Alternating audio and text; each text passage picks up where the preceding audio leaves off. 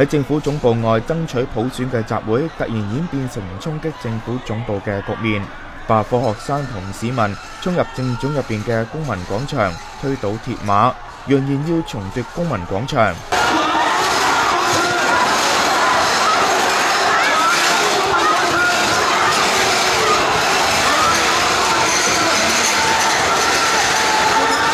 原本喺政總外嘅集會，有市民爬過鐵閘，試圖打開閘門，俾其他集會人士進入。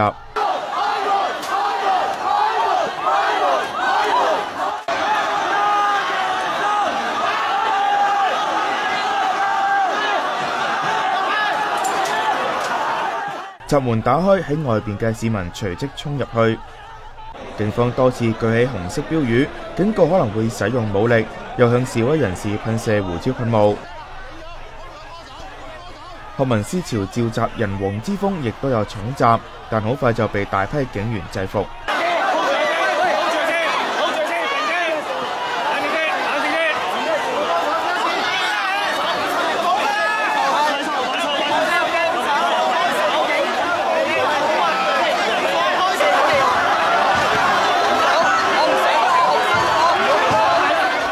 佢涉嫌襲警被捕，被警員鎖上手銬，夾手夾腳咁抬走。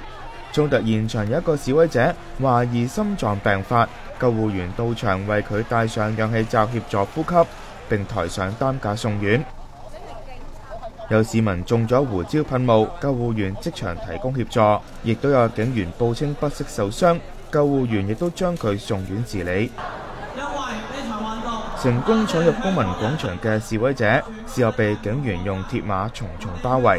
今日呢個行動啦，本身係希望即係重奪翻公民廣場，令到呢個廣場係會成翻即係嚟緊我哋即係集會嘅其中一個地方嚟嘅。咁但係你見到嘅就係即係警方同埋即係警署保安啦，咁都拒絕等即係香港人或者學生係嚟到呢個集會嘅，反而佢都即係好粗暴嘅方法係將即係佢話示威者啦。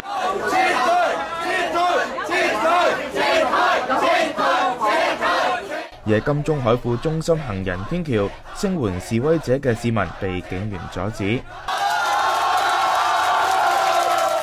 最終警員拉隊離開。另外，示威人士懷疑一個着藍色衫嘅男人係便衣警員，混入示威者之中，於是將佢包圍。個男人打咗個電話之後，堅稱自己唔係警察。我想問你嘅老實，唔係先，你係做咩㗎？我係普通市民。你做聖學，你有冇卡？有冇卡片可以證明你嘅身份？你頭先唔俾我哋，你發講咪講係呢個係咁講我咧就話。最終佢由警員帶走。ONTV 東網電視新聞台報導。